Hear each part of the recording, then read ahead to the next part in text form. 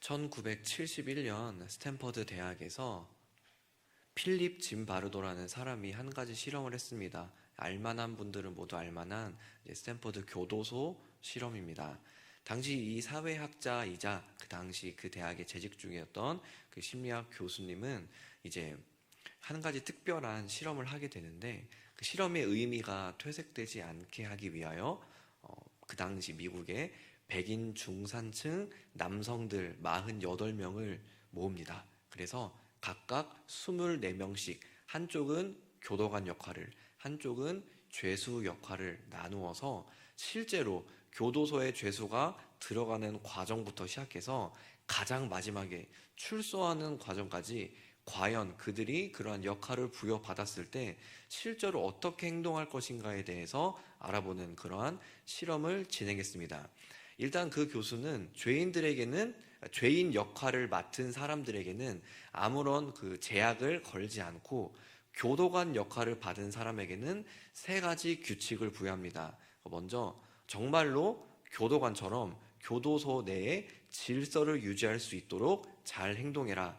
그 다음으로 이제 그 사람들이 탈옥하지 않게끔 잘 그 안에서 질서를 유지시켜라.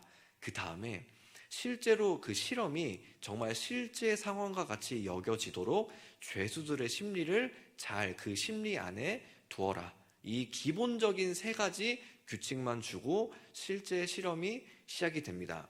당연히 아무런 규칙을, 아무런 제약을 받지 않았던 죄수 역할을 맡은 사람들은 자기가 하고 싶은 대로 말을 하려고 하고 자기가 하고 싶은 대로 행동을 하려 했습니다. 그런데 그것을 보는 교도관 역할을 맡은 사람들은 처음에 부여받은 것은 가장 기본적인 3가지 규칙이었음에도 불구하고 점점 제 멋대로 행동하는 그런 죄수의 역할을 맡은 사람들을 억제하고 제약하기 위해서 스스로 자기들끼리 규칙을 계속 만들기 시작합니다. 심지어 그 규칙들은 기본적인 규칙을 넘어서서 처음에는 이제 심한 폭력이 섞인 말들까지도 할 수 있게 되면서 동시에 나중에는 그 폭력이 그 사람의 육체에 가하는 폭력이 되고 점점 심해지자 나중에는 실제로 교도관 역할을 맡은 사람들이 죄수 역할을 맡은 사람들을 죽일 뻔한 일까지 발생하면서 실험은 중도에 멈추게 됩니다.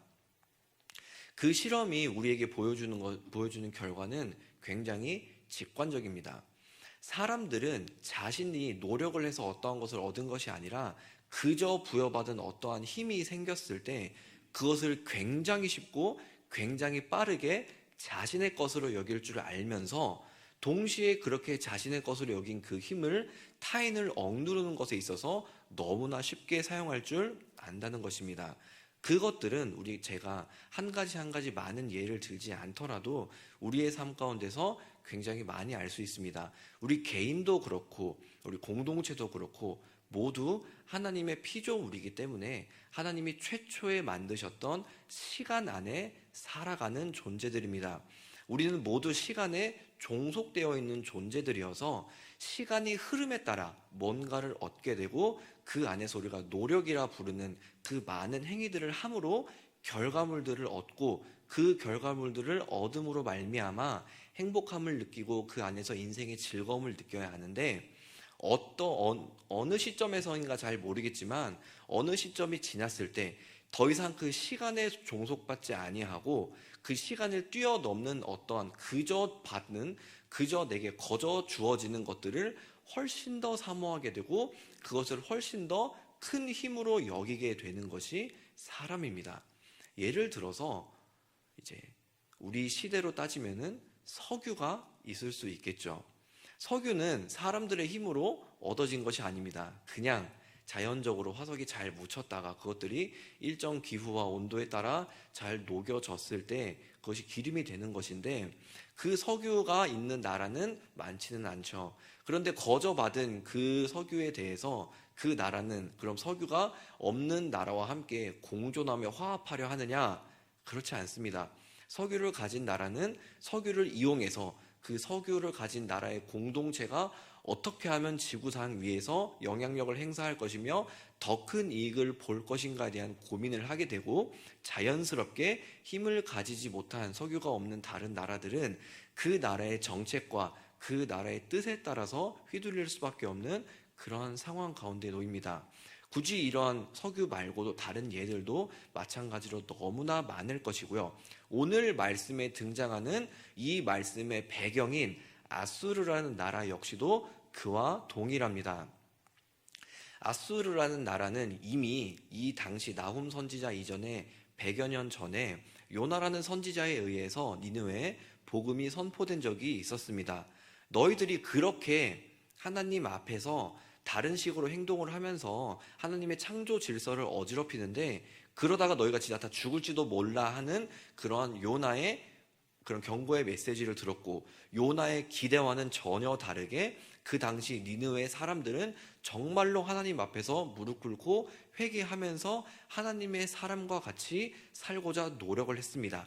하지만 그 역시 시간이 지나서 아수르는 점점 더 거대한 나라가 되었고, 그 거대한 나라의 힘은 어떻게든 간에 상대적인 약소국들한테 그 힘을 펼쳐서 행사하려 했습니다.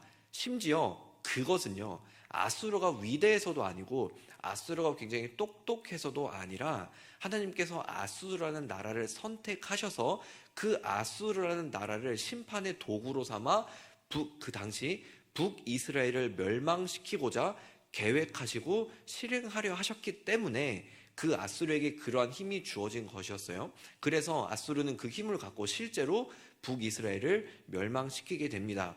이제 그들이 그러한 힘을 가졌을 때 그럼 거기서 멈출 수 있느냐?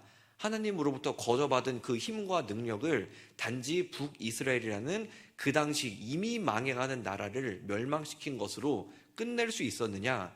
그들은 그렇게 하지 않았습니다. 그들은 북이스라엘을 멸망시킨 것으로 끝내는 것이 아니라 그 밑에 있는 남유다 왕국에게도 그들의 영향력을 그대로 행사하려 했습니다. 시간이 될 때마다, 여건이 될 때마다 계속적으로 남유다 왕국을 공격하고 조롱하고 그들을 어떻게든 간에 무너뜨리려고 노력을 했고, 당연히 남유다 왕국은 애초에 망해가는 나라였으니 그러한 거대한 강대국이 그들을 공격하는 것에 대해서 당연히 두려워하고 떨 수밖에 없었습니다. 하나님은 그래서 그 아수르에게 지금 이 나훔 선지자라는 이 선지자를 보내서 경고의 말씀을 하시자, 동시에 핍박받는 유다에게 희망의 메시지를 던져주십니다. 오늘 말씀의 10절과 같이 아수르는 그들의 강함에 대해서 취한 것인 마냥 정말로 취한 사람처럼 마구 아무런 제약 없이 행동을 하지만, 하나님께서는 그들을 마른 지푸라기 같이 언젠가 다 태워버릴 것이라고 아수르에게 경고를 하는 동시에 유다에게 희망의 메시지를 던져주십니다. 이어서 12절과 같이 결국 아수르는 하나님 안에서 멸절을 당할 것이고, 결국 유다를 괴롭힌 그 아수르가 멸망을 당하면 유다는 더 이상 괴롭힘 당하지 않을 것이라는 아수르에 대한 경고와 유다에 대한 희망의 메시지가 계속적으로 이어집니다.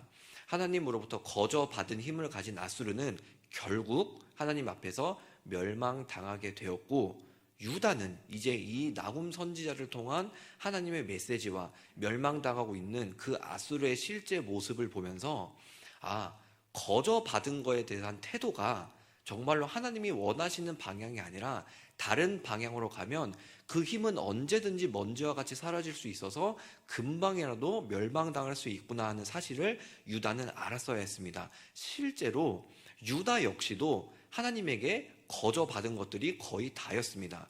하나님의 백성으로 불리는 것 역시도 유다가 뛰어나거나 유다가 신앙심이 좋아서, 유다가 믿음이 좋아서가 아니라 이미 애초부터 하나님의 계획 안에 이스라엘이라는 공동체가 선택된 것이었고, 그것으로 말미암아 하나님의 백성들이라는 특권을 얻은 것이기 때문에 그 역시도 거저받은 열매이죠.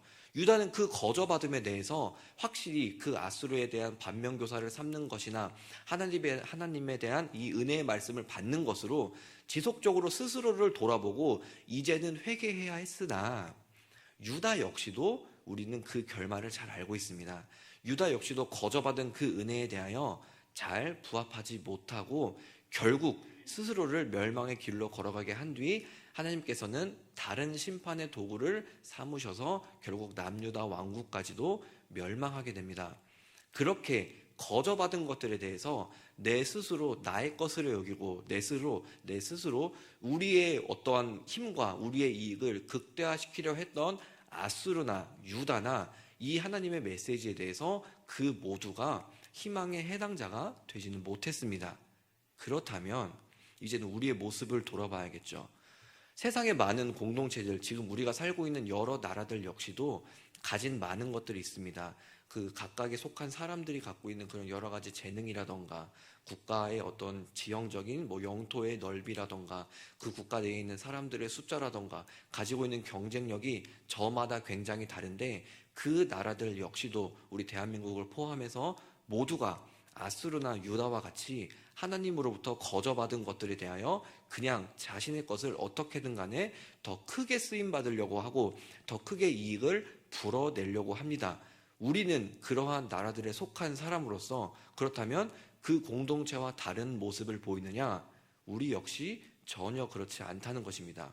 우리 역시도 나는 힘이 없는데, 나는 하나님이 그렇게 많이 주신 것 같지 않은데, 나는 가진 은사가 별로 많지 않은데 하면서 이 자리에서도 이 말씀이 나한테 적용되는 말씀은 아닐 거야.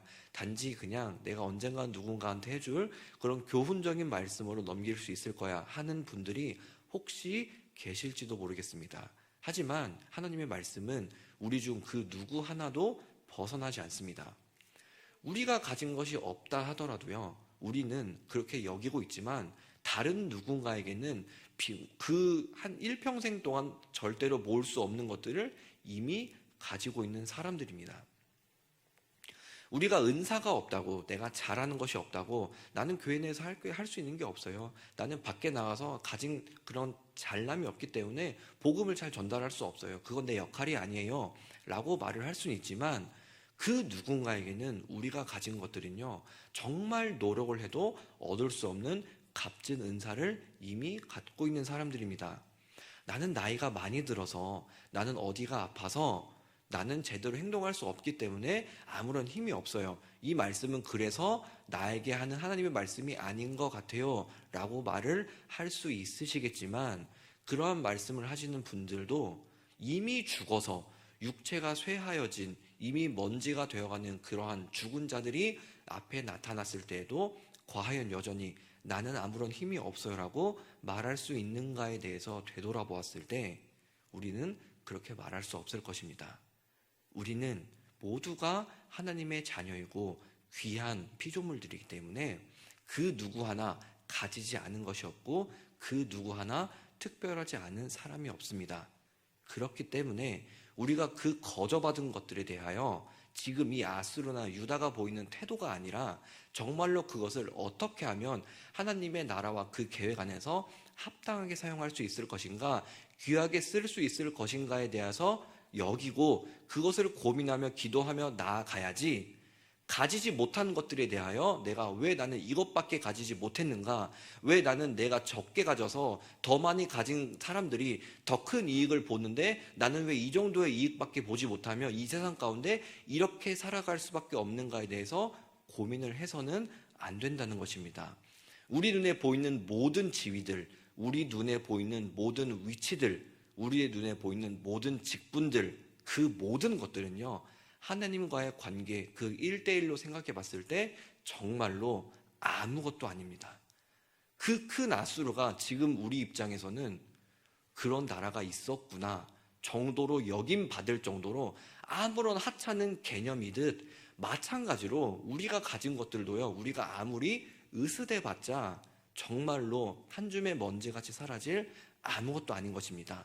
가지고 있을 때, 하나님이 거저 주셨을 때 그 시간에 그때에 합당하게 하나님의 계획 안에서 지혜롭게 사용하고자 노력하고 헌신하고자 노력하는 사람들이 되어야 하지, 그것들을 가벼이 여기며 혹은 너무 크게 여기며 그것들로 말미암아 교만해지거나 너무 내 자신에 대해서 작아질 필요는 없을 것입니다. 아까 서론에서 말씀드렸던 그 스탠퍼드 교도소 실험을 다시 한번 생각해 보면서 말씀을 마무리해 보도록 하겠습니다. 우리의 삶의 모습이 어떤 거저 주원받은 것들이 있을 때 마치 그 당시에 교도관의 역할을 맡은 사람들처럼 그것을 너무 자신의 것으로 과하게 여기면서 너무 잘못된 방향으로 표출시키고 있지는 않은지를 되돌아보면서 동시에 힘과 능력의 근원이신 하나님은 그 힘과 능력을 우리를 마음대로 주무르는 것으로 사용하는 그런 사악한 왕 같은 모습이 아니라 우리를 죽기까지 사랑하심으로 내려오셨는데, 그렇게 우리가 가진 힘과 능력을 낮아진 자세에서 하나님의 뜻과 계획에 합당하게 우리는 잘 쓰려고 나아가고 있는가에 대해서 되돌아보시는 그러한 한 주간의 삶이 되기를 소망합니다. 기도하고 마치도록 하겠습니다.